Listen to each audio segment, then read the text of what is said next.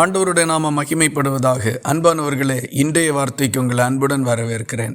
இன்றைய தியானத்துக்காக நெகேமியாவின் புஸ்தகம் 1வது அதிகாரம் 4வது வசனத்தை வாசிக்க கேட்போம்.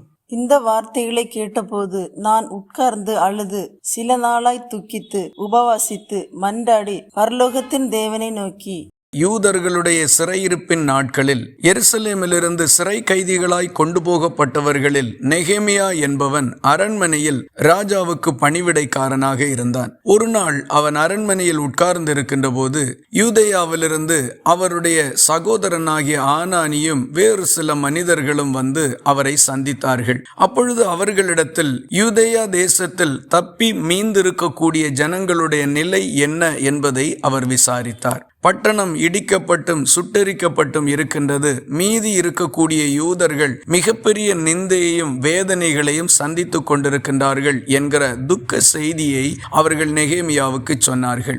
இந்த வார்த்தைகளை நெகேமியா கேட்டபோது உட்கார்ந்து அழுது கர்த்தரை நோக்கி உபவாசித்து மன்றாடி ஜெபம் பண்ணினான். ஒருவேளை இந்த வார்த்தையை கவனித்து கொண்டிருக்கின்ற உங்கள் வாழ்க்கையில் அல்லது உங்கள் குடும்பத்தில் அல்லது உங்களுடைய வேறெந்த காரியத்திலும் இதுபோல பேரழிவை நிந்தையையும் அவமானத்தையும் எல்லாம் சந்தித்து கொண்டிருப்பீர்களானால் நெகேமியா செய்தது போல கர்த்தரிடத்தில் அழுகையோடும் கண்ணீரோடும் திரும்பி உபவாசித்து ஜெபம் பண்ணுங்கள். நெகேமியாவினுடைய ஜெபத்திற்கு என்ன பதில் கிடைத்தது என்பதை 2வது அதிகாரத்தில் குறிப்பிடப்பட்டிருக்கின்றது. நெகேமியா ராஜாவுக்கு திராட்சரசம் வார்த்து கொடுக்கின்ற வேலையை செய்து கொண்டிருந்தான். அப்பொழுது ராஜா அவனுடைய முகத்தை பார்த்து, முன் ஒருபோதும் உன்னுடைய முகம் துக்கமாயிருந்ததை நான் பார்த்ததில்லை, இன்றைக்கு துக்கமாயிருக்கின்றதே, இதற்கு என்ன காரணம் என்பதை விசாரித்தார். அப்பொழுது நெகேமியா ராஜாவை பார்த்து தன்னுடைய சொந்த பூமியாகிய எருசலேமின் அவல நிலையையும் அதை தான் மீண்டும் கட்டியெழுப்ப விரும்புகிற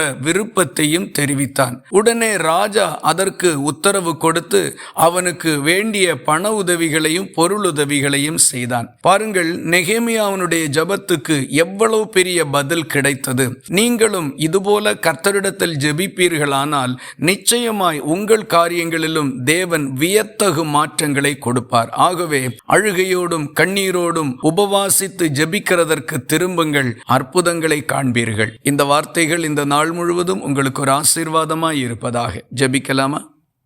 எங்களை நேசிக்கிற அன்பு நிறைந்த நல்ல ஆண்டவரே, நெகேமியா உபவாசித்து ஜெபித்ததனால் கிடைத்த மிகப்பெரிய பலனை இந்த காலை வேளையில் எங்களுக்கு சொல்லி நாங்களும் எங்கள் துன்பங்களுக்கும் வேதனைகளுக்கும் தீர்வு உண்டாக உபவாசித்து கண்ணீரோடு ஜெபிக்கும்படி கொடுத்திருக்கிற நல்ல ஆலோசனைக்காக உமக்கு ஸ்தோத்திரம். ஏற்றபடி ஜெபிக்கிறதற்கு வேண்டிய மனநிலையையும் சூழ்நிலைகளையும் ஒவ்வொருவருக்கும் நீர் ஆயத்தப்படுத்தி தரும்படி உம்முடைய கரங்களில் ஒப்பு கொடுக்கின்றோம். ஜெபத்தை கேட்டதற்காக ஸ்தோத்திரம். இயேசு கிறிஸ்து மூலம் வேண்டிக் கொள்கிறோம் எங்கள் அன்புள்ள நல்ல பிதாவே, ஆமேன். கர்த்தர் தாமே உங்களை ஆசீர்வதிப்பாராக.